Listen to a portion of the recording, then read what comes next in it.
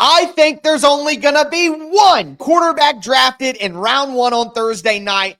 We're talking bold predictions for the draft on today's edition of Locked On NFL. The new Locked On NFL. The madman Tyler Rowland is your double shot of NFL espresso with the Locked On local experts on every major story.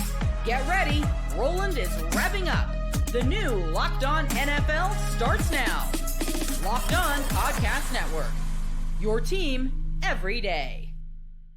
Football fans, welcome into the Locked On NFL podcast, bringing you a double dose of the NFL's biggest stories with help from our local experts that know your favorite teams like no one else. I am your host, the madman, Tyler Rowland, joined today by Locked On NFL expert, the brain, Luke Braun. On today's episode, we're going to do some bold predictions about the draft, some player-related predictions, where guys are going to go, perfect team fits. We're going to talk about position groups as a whole. I think there's going to be 10 offensive linemen in the first round, but we got to start with the quarterbacks because, of course, everyone loves quarterbacks. Before we get into it, though, do want to thank you for making Locked On NFL your first listen and for being an everydayer here with us at the Locked On Podcast Network, where it's your team every day. Today's episode is brought to you by FanDuel. Right now, new customers can get $250 in bonus bets when your first $5 bet wins. Visit FanDuel.com. But, Luke, with that being said, quarterbacks going in round one.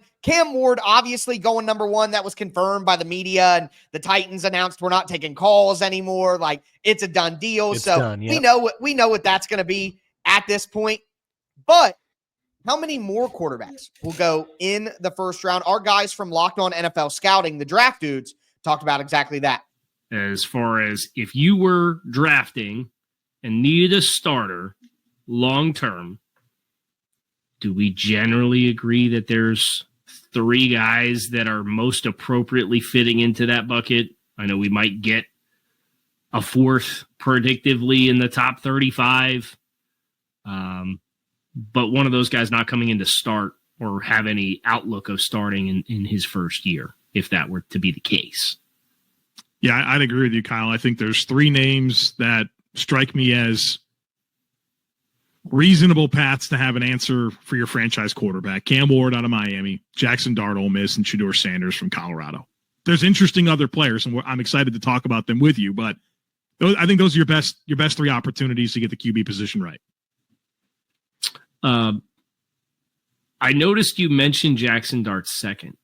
Mm-hmm. Was that intentional? Yeah, it's my QB too. Yeah. Put a pin in that. Put a pin in that for right now. I just want to make my larger point that I agree with them that those three quarterbacks are the quarterbacks I would be confident in. Hey, I'll play them this year. Maybe with Dart and Sanders, maybe not right away, but I'll play them this year. I think they could be my franchise quarterback. Milroe is going to take much more development, and I'm not willing to go out and say that right now. But regardless of all of that, I think Cam Ward's the only quarterback that goes in round one. I don't buy it. I don't see Dart, Sanders, or Milroe as first-round talents. And I think if the Steelers pass on quarterback, they don't have a pick until the third round. And I feel increasingly less comfortable with them not taking quarterback at this point. But if the Steelers don't take a quarterback and Cam Ward is the only quarterback off the board by the time that we get to the Chargers at 22 or whoever is at 22, I don't think a quarterback goes, because why are the Browns and the Giants going to force it? Maybe they want the fifth-year option, whatever. But there's nobody in that area that I think you got to worry about. So maybe the Saints come up in the back end of the first round, but I think the Giants and the Browns can actually sit and pick in the second round and still get a young quarterback that they like from the Jalen Milroe, Jaxson Dart, Shedeur Sanders, add in the Tyler Shough. Whether you believe that or not, I don't believe in that. I am low on Shough, but I only think one quarterback goes round one. That's my big, bold prediction for the draft. I think teams are a little too motivated to trade down for me to write that off. And the Browns and Giants are competing with each other.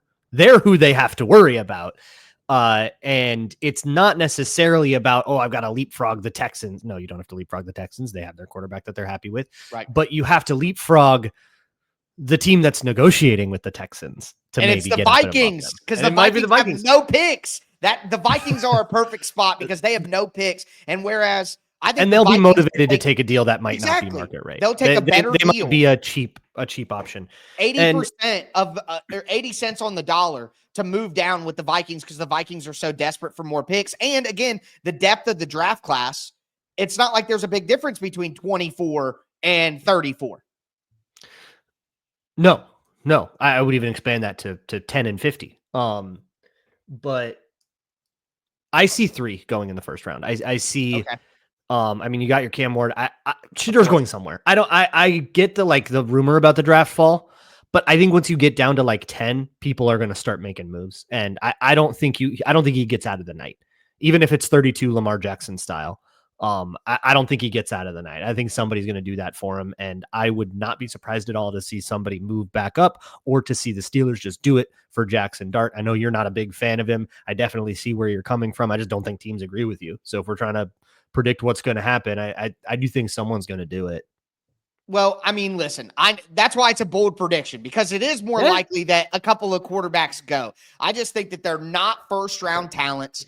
And in a draft where there's a ton of offensive line, there's a ton of edge, like 2 important positions that I just think teams are going to wait. They're just going to wait. They're not going to want to move down. The Browns and the Giants and the Saints aren't going to want to pay enough. It's just going to be like, no, I'd rather sit here and take this edge rusher or this offensive lineman, which we'll talk about in a second. I think there's going to be a ton of both of those spots. But the question I think we have to ask right now, the spiciest thing that could happen, could Jaxson Dart go number 9 to the New Orleans Saints? Think if you're the Saints, how can you sit at 40? One, trading up from 40 into the mid-20s, like from 40 to 24, is going to be so much more expensive than 33 to 24 or 34 to 24. It's going to be so much more expensive.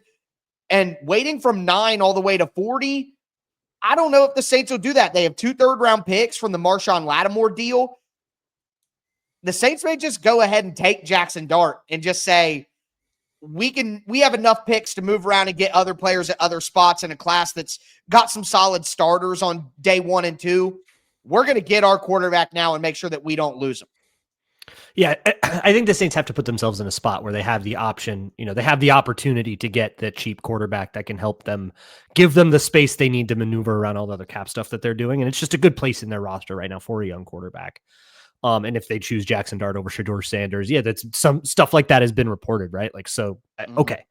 My spicy take though on the quarterback class is less about where they're going to go and more about how they're going to end up. I think back to 2022, the best quarterback in the 2022 draft class was Mr. Irrelevant. He was the last one taken. I think we're going to see a similar Kyle vibe. Shanahan's if you're asking me top 50 and the field, best quarterback comes out of the field. That's my spicy prediction. Best quarterback is drafted after pick 50, the best in this class. I think it's somebody we don't know. Is there anybody in mind who, if you thought, if a genie came to us now and said, Luke, you are correct. This guy. That's right. Who is it? I don't know. And I'm playing the odds. Okay. I'm playing the numbers. It could be, out of nowhere, Kyle McCord. Like it could be nothing. I know who Tyler Shuck. It could be Will Howard. Like it could be. That's my pick. It is Will Howard. If Will Howard goes to, got so hot at the end of the year. Think Geno Smith. He's still an older player. Will Howard back with Chip Kelly. If what he did on that playoff run can be replicated at all, if I had to pick, Will Howard would be my selection out of that group. Yeah, it's going to be somebody that's falling for a reason like, oh, they're too old. But if they're good at quarterback and they play good quarterback, like suddenly that stops mattering a lot.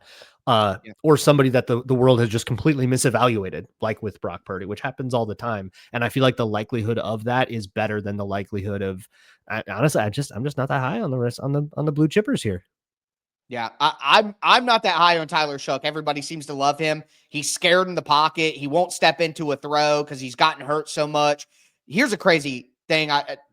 Tyler Shuck backed up Justin Herbert at Oregon. That's how long he's been in college, 7 years. Just a crazy fact that blows my mind. But with that being said, let's step away from the quarterbacks and look at some other positions. And I got to tell you, like I mentioned, O-line, edge, I think half the first round is going to be at those spots. Today's episode is brought to you by FanDuel. The NBA playoffs are here, And FanDuel is giving new customers an incredible way to get in on the action right now. When you join FanDuel and place your first $5 bet, you'll get $250 in bonus bets if your bet wins. FanDuel makes betting so easy, whether it's picking your favorite team or diving into player props, from three-pointers to steals to assists. FanDuel has so many ways to bet your favorite player props. Plus, even after the game tips off, you can combine live prop bets into a same-game parlay for a chance to win big. Don't miss out. Make sure that you head to FanDuel.com to claim your $250 bonus, $250 in bonus bets today. Once again, that's FanDuel.com. All right, Luke, let's continue today's edition of Locked On NFL. Some hot, spicy NFL draft bold predictions. We talked about quarterbacks.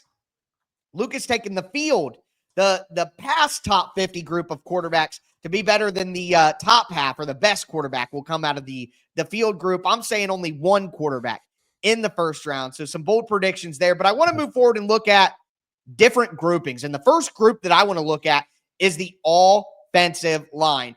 Listen, I said 10. That may be a little generous, but I think that 8. I think that 8 offensive linemen will absolutely go with the chance at least of there being 10. But I'm going to go with 8 offensive linemen, a quarter of the first round, and especially offensive tackles, who I think could go off the board early. Our guys from Locked On NFL Scouting talked about the offensive tackle class. Will Campbell would be my first offensive tackle. But I'm going to give you 5 names that are not Will Campbell. Josh Simmons is my top-ranked offensive tackle. He looked like Christian Darrisaw out there. Sure did. And that, for me, I just could not get that out of my head, and I'll readily acknowledge there's a medical flag that exists here that, like, if I was a team picking in the top 20 with the medical question, I don't know that I would draft him. But if I base it off of the film and the traits and the play, Simmons to me was the most impressive offensive tackle that I had in this year's class. Membao was 2, firm first round grade on those top 2 players. They are 9th and 11th on my overall board. And then offensive tackle 3 without Will Campbell is Josh Connerly from Oregon. I have a late 1, early 2. He grades 23rd on the board. Then I have Kelvin Banks as offensive tackle 4. He has a late 1, early 2. He grades 25th on the overall board. Kelvin Banks out of Texas. All of those guys, I think, go round 1. I think we're going to see offensive linemen, Will Campbell, Armand Membo, Kelvin Banks. We're going to see Josh Connerly. We're going to see Josh Simmons. I think that we're going to see at the back end, Tyler Booker. I think we're going to see Donovan Jaxson. I'm sorry. I refuse to believe that Donovan Jaxson to the Lions at number 28 just makes so much sense to me. And then after that, that's 7. So yeah, if we want to get to 8, all it would take is someone else to slide in, an Ariante Ursary. Can I give you a spicy 8th? Yes. Jared Wilson. Center out of Georgia. Yes, the center out of Georgia. My God, this dude rules. And the knocks on him, people have him in like the 3rd round. I think they're insane. The knocks on him are that he doesn't play other positions, which who cares? He's a really good center. Or that like his punch isn't violent enough, but it like works. Like he wins all of those blocks. He's just not going for that full extension, which I actually like as a center because it's way harder to counter when you're using your feet to get to close distance with people rather than using your hands to close distance with people. Like that's a good thing. So yeah, I think this guy is absolutely plug and play starting center for some team forever. And should be talked about the same way we've talked about like Lloyd Cushenberry or Cesar Ruiz in past draft classes, where there's a far and away good center. I didn't even mention Gray Zebbel. Like he's absolutely he's totally going first round, isn't he? Yeah, that's like already kind of cut out of the bag. Yeah, so 9. Go in the top 20. I mean, that's 9 guys that could go right there. So I feel very confident that somehow, some way, 8 offensive linemen going in a class where I don't think there's not a lot of depth on the interior offensive line. I until you get to day 3 and you get like an Emory Jones project or Miles Frazier. I don't know if I agree with you there. There's actually some guys from Georgia or like Wyatt Milam, Tate Ratledge, Wyatt Milam. I like those guys. Like Jonah Savanea from Arizona as well as depth. I'm not a big fan of Savanea. Yeah, that's not it for me. But another guy who could potentially go first round, even if I'm not a big fan. That's my point right there. I just think it's going to be a ton of O-line. I think there's going to be a ton of edge rushers too. I think you look at Abdul Carter, Jalen Walker, Michael Williams, Mike Green, James Pierce, Devin Ezaraku. Who else could even slide in there? Nick Scourton. Like that's Scourton. There's like 6 or 7 edge rushers. Yeah, I know. I always look at it. It seems weird. That's Shamar Stewart to me, but not to bring NBA in, but if Christian Braun can be Christian Brown when his name is Braun, then anybody can. I mean, my name can be Tyler and you call me Zach. But regardless of that, I think there's going to be 6 edge rushers that go on day 1. And, if you want to count Nick Amamori as an edge rusher, he might have call it 7 or 8. I would call him a blitzing box safety. I don't think that's exactly the evaluation there. That's a center fielder if I've ever seen one. I mean, listen, give me Malachi Starks at center field. I don't know about that, but regardless. Yeah, neither of those guys are hitters. Well, with that being said, Luke, I know that you're not very high on the safety group. Well, that's my big thing. Yeah. I don't think any of these safeties should go in the first round. I accept that they probably will. That to the Vikings. The hype train is out of control. Everybody mocks one of them to the Vikings because Harrison Smith is old and they let Cam Bynum walk, and that's the most visible need. I'm not sure that that's quite the lock because the 2 main guys that are always mocked to them are just dreadful Flores fits. They just are not the kind of guy that Flores wants on this defense, like at all. These like hesitant thinking coverage safeties. He wants somebody that's going to fly out downfield like a missile and hit the crap out of somebody. Not those 2 guys. That is not the style you're looking at. But hey, stranger fits have worked out, whatever. I accept that they probably will, and I'm going to call those teams wrong. That's my safety take. And I also think that in the first round corners, you could get like 6 of these guys with Will Johnson, Jedi Barron, Savon Revel, I think should be a first rounder, even though he's a small school guy. He's coming off an injury that nobody's worried about. Maxwell Hairston also has a little bit of an injury thing.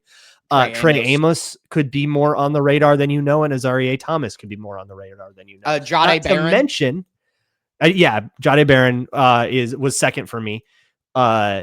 Not to mention Benjamin Morrison, who absolutely far and away first round tape. You just have to get by the medicals. And if some team feels confident that they're going to be okay there, that guy immediately shoots up to the top 20 picks for me. Yeah, I think it's definitely possible. I think it would take a big run at the end of the first round though, because I'm looking and obvious, whatever you want to call Travis Hunter or whatever, but I think Will Travis Hunter. Yeah. I always forget about him as a corner because I think of him as he's a wide receiver now, dude. He can say whatever he wants. He is. Yeah. The Browns are going to play him primarily at wide receiver. I believe it. And it would make sense financially too. That position gets paid more. But I think it would just take a huge run of cornerbacks late in the draft to see all those guys go. And Harrison has some off-field stuff and he's only 183 pounds and doesn't tackle. And, Amos, is he going to fit for every single team and every scheme? Probably not. I don't know. Like, I just think there's a lot of questions with some of those guys. The testing with Thomas, is he fast enough? Blah, blah, blah. So I'm just very curious as to what happens. I would go under on 6 cornerbacks. Me personally, I would oppose you, I guess, from that right. But that's why it's bold, who baby. knows? I know. That's why it is bold. It could definitely, if the run begins early enough, like Packers at 23, then I could see it happen. It's just about when that secondary run goes, because I think Barron and Johnson are separate from the next group of 4 or 5 guys who might go. So it's just about how early that runs. So it's probably the same with offensive tackle too. It's about how early we get to Simmons and Connerly. I think Banks is going to go high, but we'll talk about our individual player bold predictions here to cap off the show and tell each other whether we're crazy or not. Do want to let you guys know that today's episode is brought to you by the Amazon Fire TV Stick 4K. Did you know that your Fire TV is also an Xbox? Yes, You can turn any TV into your gaming and entertainment hub with the Fire TV Stick 4K device. No console required. You just grab a paired controller, subscribe or sign into Xbox Game Pass Ultimate with EA Play included, and you're ready to play. You can dive into hundreds of premium titles, like one of my favorites, EA Sports College Football 25, Call of Duty Black Ops 6. I just think it's insane that you can have 4K streaming, watch more than 1.5 million movies and TV episodes, all from Netflix, Prime Video, Disney Plus, Max, and also use that same exact device to play your favorite Xbox games. I would love to take a Fire TV stick rather than my gaming console if I had to travel, go on the road, move. It's just so incredible. Make sure that you head to Amazon.com/Fire TV Locked On to get started. Xbox Game Pass Ultimate subscription and compatible controller are required. Available on select devices, including Fire TV Stick 4K 2nd Gen, Fire TV Stick 4K Max 1st and 2nd Gen, and Fire TV Q 3rd Gen.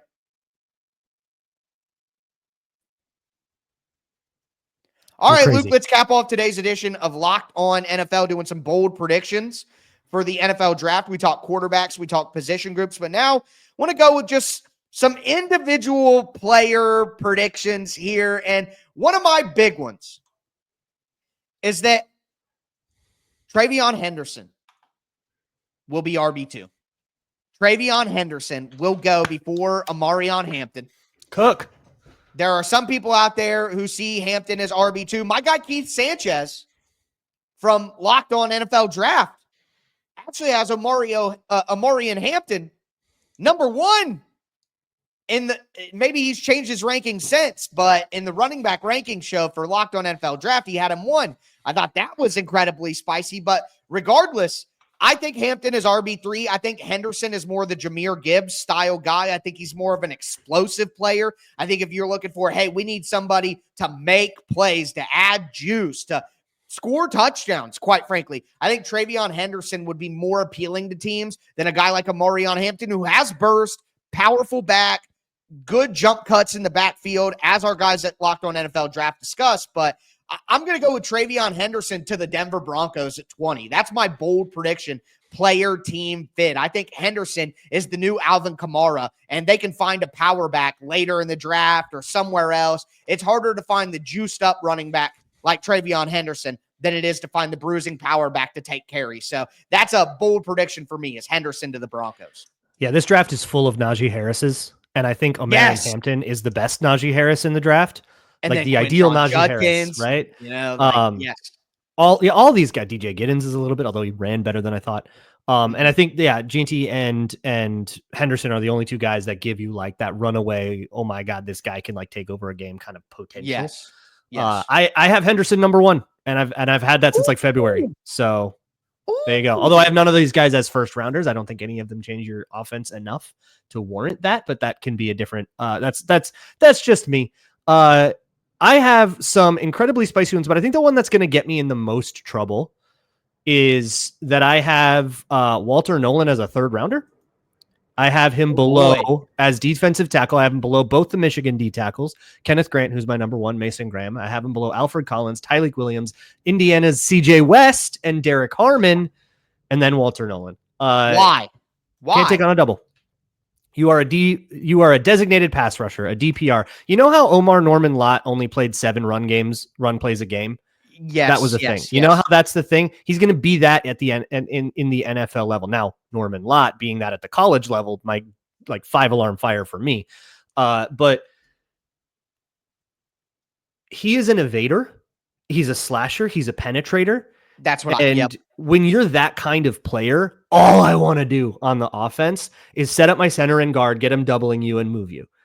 You try to do that to Derek Harmon, who's also like a knifey slasher type. He can take that double. He can square up his hips, get his knee to the ground, even if he has to, corkscrew it, take it on, accept the contact and hold his spot. Walter Nolan is 5 yards downfield every time. That's not NFL, just not NFL strength. And a lot of the narratives around Walter Nolan about how he's lazy and all that stuff, it's like, I don't know that enough about that to ever factor it in. For me, it's 100% what I see on film. And I see, a guy that rushes the passer pretty well for a D tackle. and is going to be a huge liability in the run. That is a 1 down player. That is a 1 out of 3 down player. You taking that in the first round? No, I'm taking that in the third round. 1 down player that's maybe got potential to be really cool later. To me, that's a 3rd round project. Well, I would just say it would depend on what you're looking for, because if you are somebody who wants a penetrating defensive line and you want guys to shoot gaps and you want 1 gap players, and I think he would make sense for a team like that. I am not with you. I agree with your critique of double teams, but sure. But he comes off the field in nickel. You can't take a double team. What really matters, I guess, it's like with offensive linemen. You don't pay offensive linemen because they're good run blockers. You pay them to pass block. That's you pay them to get on the field. I'm talking this guy's on the bench 50% of the time. What are you spending a 1st round pick on that? This is another big problem for me, is I don't trust the coaching at Ole Miss. Lane Kiffin has never produced. This is also a huge issue. Yes, you're coming off of bad coaching position and player. Problems need to be fixed. It's like, I'm not a college football guru, Luke. I'm not going to pretend like I am. I don't watch every college football game. I don't follow recruiting and know every coach for every team like I do the NFL. But it seems like to me, from watching Ole Miss prospects, whether it be Princely Umami-Ellen, whether it be Walter Nolan, whether it be, Trey Harris, whether it be Jaxson Dart, it's like Lane Kiffin, more than any other coach in college football that I can recognize, is so locked in, focused on, I have to win as many games as I can, that he will do things to win games that do not develop his players. It's like Tennessee, like Nico Amialava. I can't say his name correctly, but he left Tennessee, he said, not because of the money, but because he wanted to be in an offense that developed him better for the NFL, for the next level. Okay, maybe his situation is crazy, but I feel like Ole Miss is like the 7th level of hell for players. We are not going to develop. We are not preparing you for the NFL whatsoever. I am doing whatever I have to do to win games. That's the point. You will not be prepared for the NFL. That's their job. And right or wrong or indifferent, that's what I feel. So anytime I talk about an Ole Miss player, offense, defense, whatever, I'm just like, I think they could be a lot better than they are if they get proper coaching. I don't know if that's true, false, whatever, but that's how I feel about Walter Nolan and all these Ole Miss guys. The phrase I use for this is assembly is required, right? Yeah. If you're coming off of that coaching, I would much rather you come off of, say, Texas A&M or South Carolina. Those teams, those D lines are really well coached. They're always at the right levels. They're always in the right place. The timings are really impeccable. The right things are rehearsed, and they're good at executing what they do. Teams like Tennessee, teams like Ole Miss, I mean, Tennessee bunking into each other all the time on stunts, and you can tell, especially with Tennessee. I really question if the Tennessee D linemen are being taught the point of their stunts, why we do what we do, or if they're just saying, you go B when you hear this thing. And it's just kind of, like call and response. One thing with Nolan, I just went back to my draft notes from the day I really spent on him about a month ago, which was, I think a lot of the lazy stuff that he gets is because his get off is bad. His stance is needs work, I guess, is just not as explosive as it could be. Mm-hmm. And so he gets off the ball really, really slow, and then it looks like he's lazy, but he's just getting off the ball slow. And that might be more of a technique thing than an effort thing. I'm never going to question the effort of a player that I've never met unless there's really cracked reporting on it, like Albert Hainsworth or something like that. But otherwise, I don't know this guy, right? And he could beat me up a lot. So I'm not going to go there. But all I have is the film. And to me, the film shows a player that never wants to go through anyone, always wants to go around everyone, wants to swim move all the time, can't take on a double, is going to get his mid-session beat to heck. And I think if you put him on the field week 1 in an NFL team, he is immediately a liability that the other team is salivating against. So he's like, I don't know. This as it stands right now, I can put you in on 3rd and long, and that's about it. And I need assembly required for everything else. I don't like it. And I don't know if he even goes in the first round, right? That's pretty debatable. Day 2 guy. I think it is. Here's what I would say. The thing that could push Walter Nolan up is that Derek Harmon has medical concerns that have come out in recent days. And I'm curious. I had Derek Harmon pegged to the Cincinnati Bengals, and our guy, James Rapine from Locked On Bengals, talked about this. I think Derek Harmon is a great fit for the Bengals. I think Jahad Campbell is a great fit for the Cincinnati Bengals. But both those guys, along with Will Johnson, have been knocked in recent days as, hey, there are some serious medical concerns. Campbell is banged up like that traditional Saban Alabama banged up. He's got a knee. He's got this. It's just a lot of wear and tear on him. And then you look at a guy like Will Johnson. There's a knee thing that people are wondering, like L'Jarius Sneed. It's not a short-term problem, but it could cap his long-term value. So is that going to drop? There's a lot of these players who, and I'm like, there's not enough solid first-round talents in this draft for these players to drop too far, but it does complicate the evaluation because I'm not a doctor, and I don't know how bad it is or which teams care and which teams don't. And teams will have more information than we do on that because they get to go to all the medical checks and get stuff in the combine. That's all held very like under lock and key. So we kind of just have to wait to find out. Well, quite frankly, they could send all that information to my desk right now, and I still wouldn't know what to do with it. Because you get a medical paper that's talking about I talk about cellular structure. I can't read an X-ray. Yeah, anyways. But with that being said, it's quite enough for today. It's almost draft day, folks. We're 1 day away. Me and the data queen, Michelle Majuk, are going to be back tomorrow with a little mini mock draft like I always like to do here on Locked On NFL the day of the draft. But with that being said, that is going to do it for us today. Thanks for tuning in to Locked On NFL. I am your host, the Madman, Tyler Rowland, for my co-host, the Brain, Luke Braun. Thanks for tuning in, and stay safe out there.